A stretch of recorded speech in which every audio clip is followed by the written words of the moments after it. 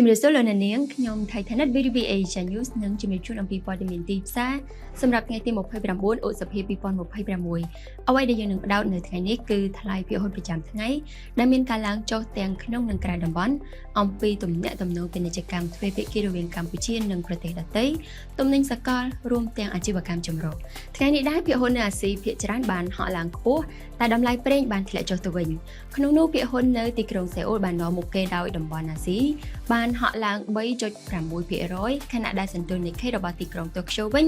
បានបិទនៅក្នុងកម្រិតមួយដែលមានកំណត់ត្រាខ្ពស់បំផុតអ្នកទៅចាប់អារម្មណ៍អំពីភាគហ៊ុននៅទីក្រុងតាប៉េនិងហុងកុងវិញក៏ទទួលបានការកើនឡើងគួរឲ្យកត់សម្គាល់ផងដែរខណៈដែលទីក្រុងសៀងហៃបានខាត់បង់ 0.7% គិតត្រឹមថ្ងៃសុក្រនេះសន្ទុះផ្សារមូលបត្រកម្ពុជាបានកើនឡើង 0.41 ពិន្ទុឬ 0.1% ដល់ 431.91 ពិន្ទុហើយទំហំជួញដូរសរុបបានកើនឡើងដល់មានភាគហ៊ុនចំនួន 172.283 ភាគហ៊ុនដែលត្រូវបានជួញដូរនៅក្នុងតម្លៃសរុប 1.06 ប៊ីលានរៀលឬជិត $265,000 អាមេរិកនៅលើផ្សារគោលមានភាគហ៊ុនចំនួន2បានកើនឡើងដែលនាំមកដោយក្រុមហ៊ុន Grand Twin International ខណៈដែលមានភាគហ៊ុនតែមួយគត់ដែលបានធ្លាក់ចុះគឺ Pastech Cambodiaចំណែកនៅលើផ្សារកំណើនវិញភាគហ៊ុនរបស់ក្រុមហ៊ុន DVD Engineering បានកើនឡើងប៉ុន្តែ JS Land និង Picasso Sri Garden វិញធ្លាក់ចុះប្រាក់រៀលខ្មែរបើធៀបនឹងប្រាក់ដុល្លារគឺឡើងថ្លៃដែលមានតម្លៃ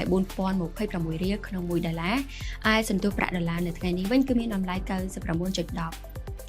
ងាកមកមើលទំនិញសកលវិញតម្លៃប្រេងប្រភេទ Oil Futures មានការជួញដូរនៅក្នុងលំនឹងមួយខ្ពស់ក្នុងនោះតម្លៃប្រេងឆៅប្រភេទ Brent សម្រាប់ការលក់នៅក្នុងខែកក្កដាវិញបានធ្លាក់ចុះ 0.3% មកនៅក្នុងតម្លៃ $94.05 អាមេរិកនៅក្នុងមួយធុងបារ៉ែល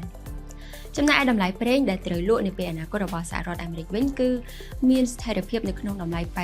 $88.89 អាមេរិកហើយតម្លៃប្រេងទាំងពីរប្រភេទនេះសុទ្ធតែបានធ្លាក់ចុះជាង 1% កាលពីដើមវគ្គជួញដូរ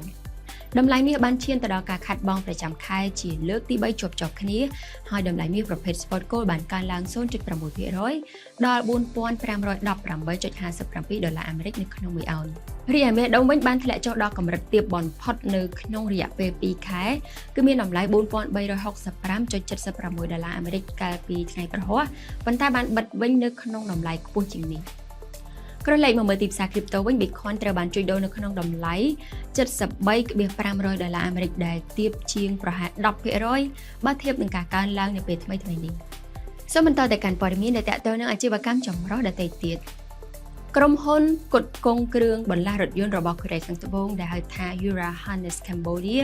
កំពុងតែរៀបចំផែនការពង្រីកការវិនិយោគរបស់ខ្លួននៅក្នុងប្រទេសកម្ពុជាខណៈកម្ពុជាបន្តកិច្ចខិតខំប្រឹងប្រែងដើម្បីពង្រីកការផលិតគ្រឿងបន្លាស់រថយន្ត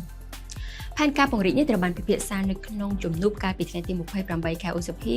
រវាងអាដាមជាវុធីអគ្គលេខាធិការគណៈកម្មាធិការវិនិយោគកម្ពុជានៃក្រុមប្រឹក្សាអភិវឌ្ឍកម្ពុជាដែលហៅកាត់ថា CDC និងគណៈប្រតិភូក្រុមហ៊ុន Yura Harness Cambodia ដែលដឹកនាំដោយប្រធាននាយកប្រតិបត្តិគឺលោក Du Yen Leeក្រុមហ៊ុននេះដែលជាក្រុមហ៊ុនដែលមានមូលដ្ឋាននៅសាធារណរដ្ឋកូរ៉េជំនាញខាងផលិតខ្សែភ្លើងរថយន្តបានដំណើរការនៅក្នុងប្រទេសកម្ពុជាចាប់តាំងពីឆ្នាំ2022មកម្លេះហើយបច្ចុប្បន្នមានបុគ្គលិកបម្រើការងារប្រហែល 1,100 នាក់នៅថ្ងៃទី28ខែឧសភារដ្ឋមន្ត្រីក្រសួងការងារនិងបណ្តុះបណ្តាលវិជ្ជាជីវៈបានដឹកនាំកិច្ចប្រជុំលើកទី4នៃភាគីហត្ថលេខីនៃគម្រោងរោងចក្រកាន់តែប្រសើរនៅកម្ពុជាឆ្នាំ2023-2027កិច្ចប្រជុំនេះមានការចូលរួមអំពីតំណាងពាណិជ្ជកម្មនិងសហគមន៍វាយនភ័ណ្ឌសម្លៀកបំពាក់ស្បែកជើងនិងផលិតផលធ្វើដំណើរនៅកម្ពុជារួមទាំងអង្គការអន្តរជាតិខាងការងារដែលហៅកាត់ថា ILO និងសហជីពដោយបានផ្ដោតទៅលើការពិនិត្យឡើងវិញនៅវឌ្ឍនភាពបច្ចុប្បន្នភាពការពង្រីកកិច្ចសហប្រតិបត្តិការនិងការរៀបចំផែនការសម្រាប់អនុស្សរណៈនៃការយោគយល់គ្នាឆ្នាំ2028ដល់2032ភាគីហត្ថលេខីបានបញ្ជាក់ជាថ្មីនៅការបដិញ្ញាចិត្តរបស់ពួកគេចំពោះអត្ថប្រយោជន៍នៃពេលអនាគតរួមទាំងការកែលម្អលក្ខខណ្ឌការងារការលើកកម្ពស់សុវត្ថិភាពនិងសុខភាពការងារការធានានូវសេរីភាពអង្គការវិជ្ជាជីវៈការពង្រឹងសន្តិសុខសង្គមការជំរុញកិច្ចសន្ទនាសង្គមនិងការកែលម្អទូទាត់ប្រាក់ឈ្នួលតាមប្រព័ន្ធ Digital នៅថ្ងៃដដែលប្រធានគណៈកម្មការទី9នៃរដ្ឋសភាបានដឹកនាំគណៈប្រតិភូនីតិបញ្ញត្តិដើម្បីចូលរួមនៅក្នុងកិច្ចពិភាក្សាកម្រិតខ្ពស់ជាមួយគណៈប្រតិភូក្រសួងរ៉ែនិងធម្មពលដែលដឹកនាំដោយឯកឧត្តមរដ្ឋមន្ត្រីកែវរតនៈដើម្បីពិនិត្យឡើងវិញនៅយុទ្ធសាស្ត្រធម្មពលរបស់កម្ពុជាកិច្ចប្រជុំនេះមានគោលបំណងវាយតម្លៃទៅលើវឌ្ឍនភាពបញ្ហាប្រឈមលទ្ធផលនិងប្រសិទ្ធភាពនៃការអនុវត្តច្បាប់នៅក្នុងវិស័យរ៉ែនិងធម្មពលនិងប្រេងកាតកិច្ចពិភាក្សានេះដែរផ្ដោតទៅលើបញ្ហាគន្លឹះសំខាន់ៗនៅក្នុងវិស័យអគ្គិសនីរួមទាំងការធានាការផ្គត់ផ្គង់អគ្គិសនីឲ្យមានតម្លៃសមរម្យសមហេតុសមផលគ្រប់គ្រាន់និងស្ថិរភាពរួមទាំងការពង្រីកការទទួលបានអគ្គិសនីសម្រាប់វិស័យឧស្សាហកម្មកសិកម្មនិងលំនៅឋានរួមទាំងការពង្រីកបណ្ដាញអគ្គិសនីទៅកាន់តំបន់ជនបទដាច់ស្រយាលផងដែរកិច្ចប្រជុំនេះក៏បានលើកឡើងផងដែរថាការលើកកម្ពស់ធម្មពលកកើតឡើងវិញឬក៏កម្មវិធីប្រសិទ្ធភាពធម្មពលដើម្បីសម្រេចបាននូវការបំភាយឧស្ម័នកាបូនសូន្យព្រមទាំងការរុករកនិងការបើកដំណើរការអណ្ដូងប្រេងឡើងវិញខ្ញុំថានិតសូមបញ្ចប់ព័ត៌មានប្រចាំថ្ងៃនៃ BDV Asia News ត្រឹមតែប៉ុណ្ណេះវិលមកជួបលោកអ្នកនាងជាថ្មីនៅថ្ងៃបន្ត